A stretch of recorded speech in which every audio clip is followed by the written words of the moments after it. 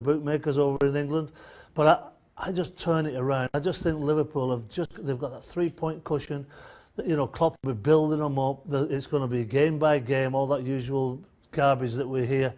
But I'll tell you what. Think that Liverpool, Manchester United can be taken care of better by Liverpool than, say, Manchester City? No, definitely not. Because look, it's the fiercest rivalry. You know, you know exactly, as a player, you know that when you go into that game, it's bragging rights for your fans until the next time that you play. And if you make a mess of it, then you know you're going to get it, and you're going to get taunted, and you're going to get you know, dog's abuse as far as the crowd's concerned. You know, if you're a City player or a Liverpool player. So, you know, we've said it before. So many twists and turns. It's not easy to predict, but because of that 3-point cushion and the goal difference, what is it, 3 or 4? Was it just then? It's not insurmountable that Liverpool can get there because they have got some firepower. They could have scored more goals today. They weren't as clinical as we would probably like in front of goal, but it's going to be a fascinating run, no two ways about it. So quickly, who's your pick then? I'm going to stay with Liverpool. I mean, I picked Man City right at the start of the season, but I just feel that with players coming back, and also there's something to note, Liverpool have got a 10-day gap in between games, so they can get players refreshed. You know, maybe he'll take them away, have a good chat with them, and so on and so forth, and really tee them up for this final push. Paul Mariner is joining me once again as Liverpool continue marching and flying in the Premier League with another resounding win, this time at the expense of Bournemouth. But it is a win, Mariner, that many of us would have predicted. As a matter of fact, we did predict it. But what impressed you about this win? I think it was getting Wijnaldum back in the side. I think he just, to me, it felt as though he hadn't really missed a beat. He scored a fantastic goal. I mean, great run in the box, found beautifully with a pass, and then a sublime chip over the goalkeeper. They didn't really have to get out of second gear, really, Liverpool. You know, they were just, as you were, Bournemouth didn't offer much of a challenge. They were sort of sitting in 4-5-1. Liverpool had all the play. It was just a good team performance. If you look at the overview of the side, everybody played okay. You know, nobody was... Just okay? Well, nobody was brilliant, but nice to see Keita getting some minutes where it was a comfortable game for him. Boosted his confidence, didn't play too well last week, so that'll be good for him. And then my mate up front did well. Well, what about a certain Bobby Firmino? Because we were singing his praises. You were absolutely on fire watching him. Look, I mean, the back heel for Salah's goal was, I mean, it's sublime. I mean, the touch, the vision, the awareness. It's that link-up play, what he does. He does so much for that side. You know, everybody, you know, thinks about the high press and thinks about the, you know, Mane and Salah with the blistering speed. But it's that knitting together, that link-up that Firmino does for me, and he's quite remarkable. I just wish he'd score a few more goals. I think he'd be the total package if he got a few more goals, but for me, he's still the total package. Well, they have to thank a certain man for that confidence, and that is Ole Gunnar Solskjaer. We just have a look at the hot streak that he has got Manchester United on, Maris, and it is just absolutely brilliant to think that they are still unbeaten. This is their 10th win in 11 games under Ole Gunnar Solskjaer. There was, of course, that draw. I mean, it's amazing what we're seeing. Think about the state of the football club when he came through that building. And everybody's scoffing, oh, Solskjaer's been doing the television over in Norway, what's that all about? But what he's done, he's got the staff together. Look at the togetherness of the staff.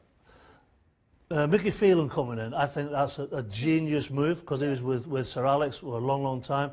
Absolute genius move.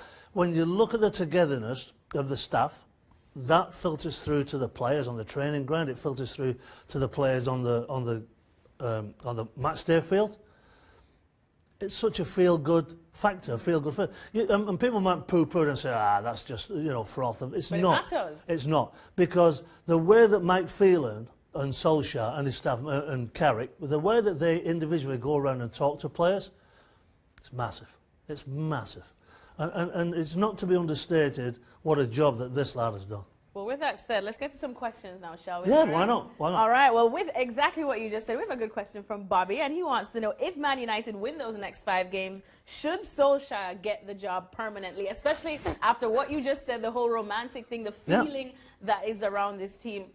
this is a great audition for him so far. He's passing Well, the flying colours. Why not? if he wins those 5 games, I don't think it's a question of should. It's will. He 100% will get the job. Look, as I said earlier, everybody was sort of Solskjaer, what's that all about? But look how he's transformed this club. What else could this lad have done? He couldn't have done anything else. Yeah. And Sir Alex and Sir Bobby Charlton in the stands and all the hierarchy, they can smell it, you can feel it. They're around the players as well. They know what's going on at that club. And when you factor in, okay, who's available? Can they get Pochettino? Can Pochettino do a better job? Will Daniel Levy let him go? Who else is available? Zidane's not ready, doesn't speak the lingo, all this sort of stuff. So he's making an incredible case for himself. The quote that everyone was waiting for from Thomas Tuchel on Edison Cavani's injury. Not good news. Striking the ball, having to come off is concerning. If Eddie's not there in Manchester, of course it is big. Yes, there has been a lot of bad luck. We do not have a second Eddie or Neymar. So, heading into the first leg at Old Trafford, what might PSG's potential starting 11 look like? This is one suggestion, according to our Jonathan Johnson. Matteo? Yeah, I mean, other than Marquinhos playing in the center of midfield, he doesn't really have to shift around too much. Draxler used to be a winger. He's played more as a central midfielder with Paris Saint-Germain, as has Di Maria, who has played on the left for PSG. And with Kylian Mbappe, of course, they're never out of the game. And he's absolutely right. They don't have another traditional target man like Edinson Cavani anywhere on their team. But look at the pace they have up front now with Mbappe centrally. That's going to be dangerous. Still a pretty good-looking team, isn't it? Yeah, but not as good as it could have been. So how worried are you if you're PSG? Very worried. Yeah. You look at that midfield, and I don't care what Marquinhos has done or hasn't done. I look at that player in the midfield. If I'm playing against him and I'm Paul Pogba and it's a matchup between me and Marquinhos, I'm liking Paul Pogba. It's simple as that. And then you look at other matchups as well all over the field. When you project against Manchester United, the speed in transition that they have with Martial, with Marcus Rashford, their ability to get forward out of the midfield with Paul Pogba and Jesse Lingard. Which one out of those guys out of the midfield tracks back for PSG naturally? Naturally. Who's actually the guy who's going to win balls back? Is Draxler going to track back? Is he going to be the guy that's going to provide you some presence defensively? And Is Di Maria going to do that job? No chance. And Verratti and Paredes have barely played, have they?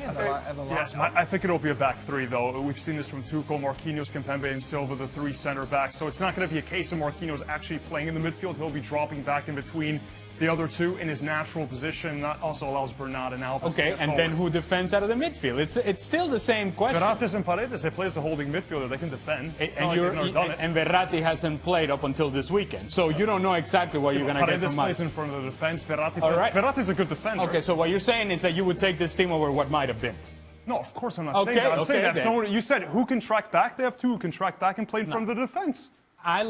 When I see that, if I'm Manchester United, I like what I see. I'd rather play. I agree. I like what I see, and I can expose that team. Whereas a month and a half ago, I would have said, man, we're in trouble. Now, if you're Manchester United, you got a chance. I believe Mr. Marcotti would like to weigh in on this debate. Gab? No, just following on from Friday, Dan was talking about, how wide open the Champions League was, and people were talking about, as many as 6 or 7 teams could win it. I suggested, hey, what about maybe Manchester United? And everybody giggled a little bit. But I don't know that you necessarily want to giggle now. If United can get by at PSG without Cavani, without Neymar, you consider that, one out of Liverpool and Bayern are also going out. One out of Atleti and Juve are also going out. Maybe if it's as wide open as everybody says, maybe it's not that crazy, is it? Hey, Gab. Well done, Gab. Yeah. Excellent. That'll save you patting yourself on the back. Real Madrid closing to within 5 points now. Of course, Barcelona don't play until tomorrow when they go to Bilbao. Ali, come to you first on this, because you tweeted out in the immediate aftermath of this game something I'd like to draw the viewers' attention to. Champions League performances by Real Madrid, organised defensively, physical and intelligent in the midfield, efficient on the counter. Today, Solari was better than Simeone as well. Yeah, so which one do you want to touch upon? All of it. Just expand for us. Your thoughts in the immediate aftermath. Well, when I said it's a Champions League performance, it's because this is what we have expected from Real Madrid over the last few seasons in that competition. And it is a far, far removed performance from what we saw early on this year by Real Madrid in La Liga.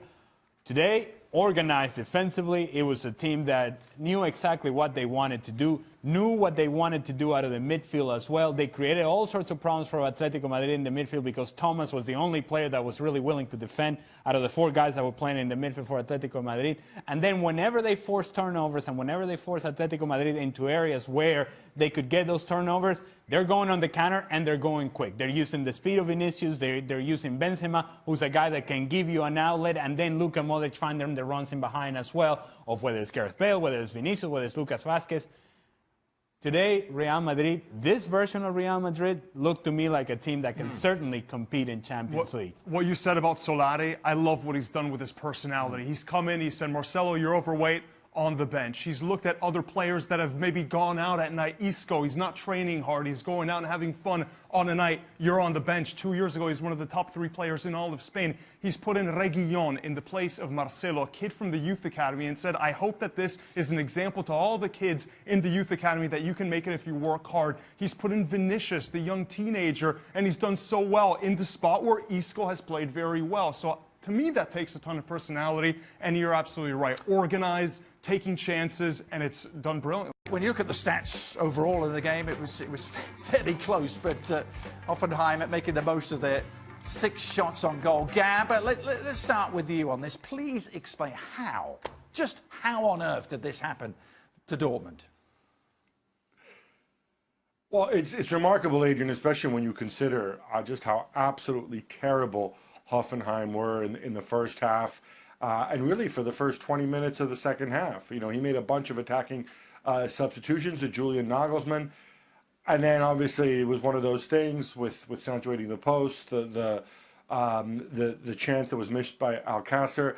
I'd love to say that had Marco Reus's veteran leadership have been there, had Lucien Favre been there, let's not forget, he was missing 2, he was down with a flu, his assistant was on the bench, then maybe they could have settled things down at the end. It's one of those things that I think they need to move on. They need to tell themselves that they were by far the better team. They could have scored 7 or 8 goals, and the ones they gave up at the end were pretty much freak occurrences. I don't know if they'll do that. I'm not going to say it's a turning point in the Bundesliga race, although we'll see Bayern, I guess, in a minute. But this cannot linger in your heads. Stevie, I'll actually put your old centre-back's hat on. How does this happen from a defensive perspective?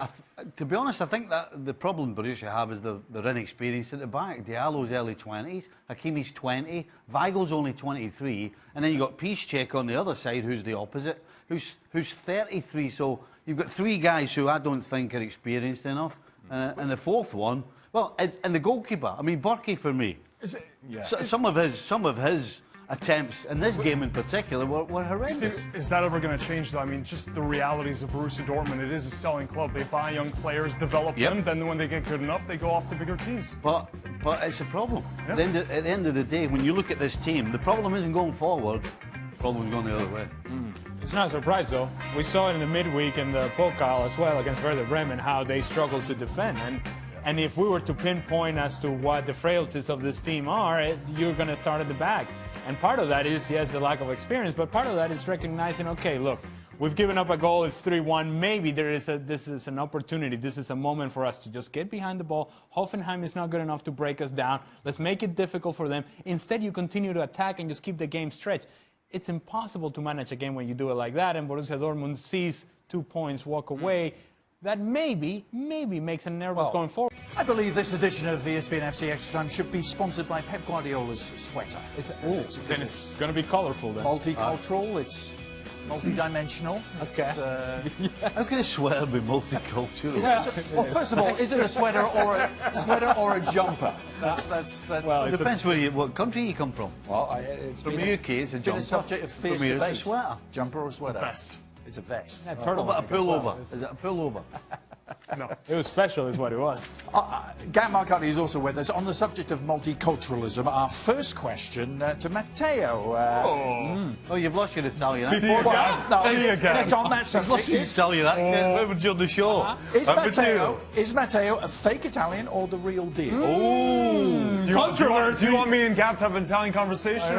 Controversy. Norris, I was born in Italy, okay? Let's ask the question of Gab. Let's have another Italian me and Gab. If you do this, then I don't even, if you tie my hands behind my back, I'm not going to speak. All right, Aspen, does that answer your question? Tie these hands, I can't speak. When you went to referees, did you do that as well? Gab, come on. Come on, Gab, give me some of In this. Italy, you got to do that. you know it, Gab, you know it. Look at these suits. How do we Look tell? at Gab's tailored How do we suit. tell? Well, we're a very, very broad church in Italy. What I want to point out is that just because you can speak Italian doesn't actually make you Italians. They speak Italian in Switzerland We were both born in Milan. as well. Yeah, what hospital were you born in? I told you. He asked me this. I think roughly translated, he doesn't believe you. We're getting very specific here.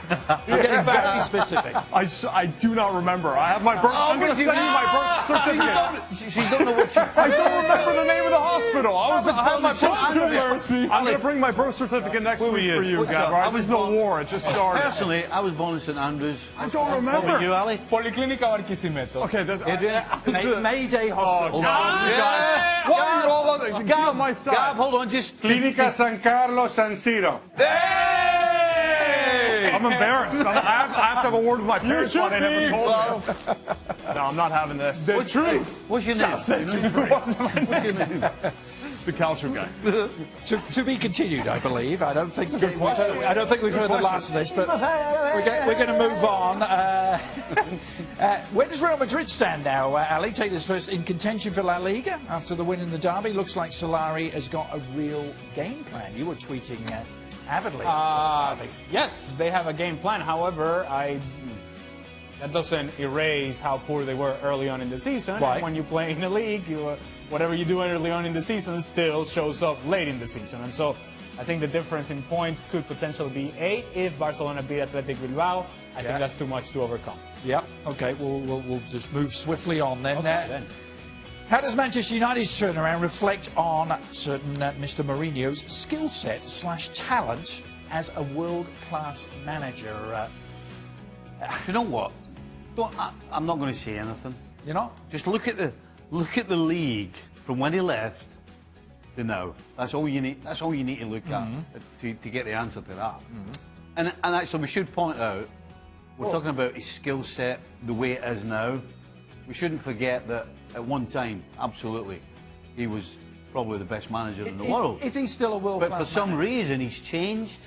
Yeah. And now we've got this version. But let's not So forget is that version he was. not still a world-class manager? No, this version is absolutely not. Definitively. Gab, you agree?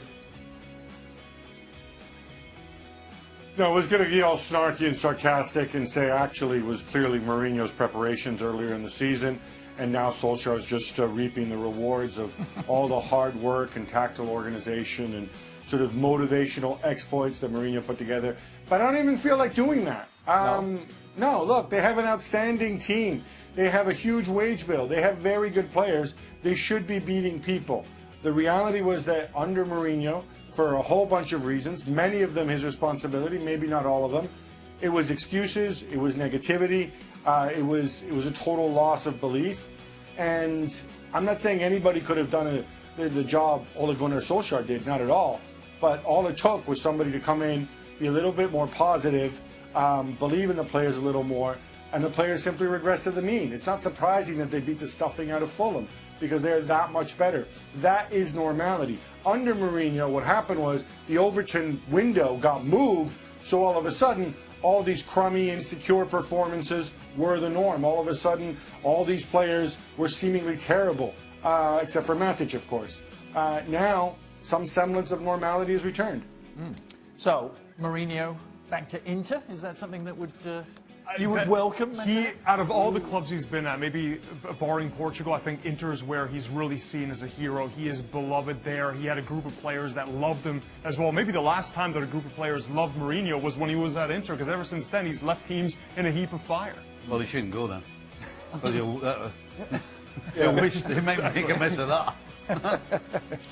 question. I do have a question. Go on. This is. Oh, you got to send it in. You can't just ask questions. We'll let him. No, well, because I was going back to the initial question about fake Italian. Oh, here. jeez. This is key. Matteo, Why is this happening to me? What have I done from this? But When you go to Italy, Yes. do you order from menus? I order off menu, just like Gab does. not off the menu, just Isn't it off. Off menu. script of entirely. course, of course, of course. Okay. You know Is there that. one thing? Actually, can I ask a question, Ali? Yes, yeah, go ahead. You don't even have to send it in. Thank you. Actually, Gab, is there a question that you can ask another Italian that pretty much only an Italian would be able to Where he was The hospital. Where he was born would be one. either pronounce it or, is there anything? It's like a Scotsman. All Scotsmen, if you showed them the place called Ochterarda, that's how they would say it. Yeah, exactly. If you weren't a Scotsman, you wouldn't be able to say it. Is there anything like that? Just to add on to the hospital one. That was enough for Well, you. I think every single Italian would know the starting lineup of the team that on July 11th, 1982 That's not fair. became world champions after a wait lasting 54 years. Gab's a baby boomer. I was born in gonna say, 87. well, I wasn't even born then. How was I born in 87, Gab? They don't How have about the footage. 2006 lineup? Are we doing this now? We're doing this now? Gab, 3-0. Go for it. You should rattle it off. 3-0. Dino's off, 82. Buffon. I can give you that. Marcotti 3. Pirlo, Benazzi Gattuso, 0. Cannavaro, It's not fair, guys. It's not fair. Fabio Grosso. It's not fair. Hey, I don't care how much you say good odds.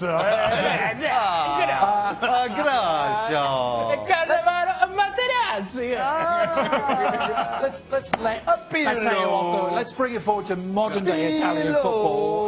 Let's do it. Bimal wants to know: are you happy with the direction Italian football is in? heading in? Ask Gab. Gab would know. Here in 2019, Matteo and Gab, are you happy with the direction Italian football's heading? You want me to go first? Yeah, Yes, go on. absolutely. I think Serie A bringing in Ronaldo as well for the biggest marketing star in the world was absolutely massive for Juventus. Building privately owned stadium is also a step in the right direction. We're seeing more and more clubs following Juventus by doing that. So I think that has to be the next thing, where you get rid of these old decrepit stadiums that aren't owned by the actual team and move to a model like what we've seen from Udinese, from Juventus. Yep. Goal scoring's way up as well. Gab, are you happy? That's because defenders disappeared. Yeah, I'm happy. I mean, I think the single biggest problem that we had in Italy, I think, was just horrible oversight, horrible short-sighted owners, some of them ending up with serious legal issues, and just sort of a general sense of impunity. And we hit rock bottom after Calciopoli. We stayed there for a while. And then slowly, they're getting out of it. If you look at the number of sort of normal owners in Serie A, the number seems to go up every year. And when you reach critical mass, then you can start passing rules. You can start, more importantly, enforcing those rules. And everything else follows from that. I think from the quality of the football display to the belief in youngsters, which we're seeing this tremendous generation of kids coming through. Cristiano Ronaldo obviously doesn't hurt either. There's still a long way to go from the days when we ruled the world, but little by little, we're climbing back out of our hole. Nice Serie A paid advertisement there. Aye, big time. For finally, Big Red Machine, getting to the heart of the matter. Stevie, say a few words without your Scottish accent, says Big Red Machine.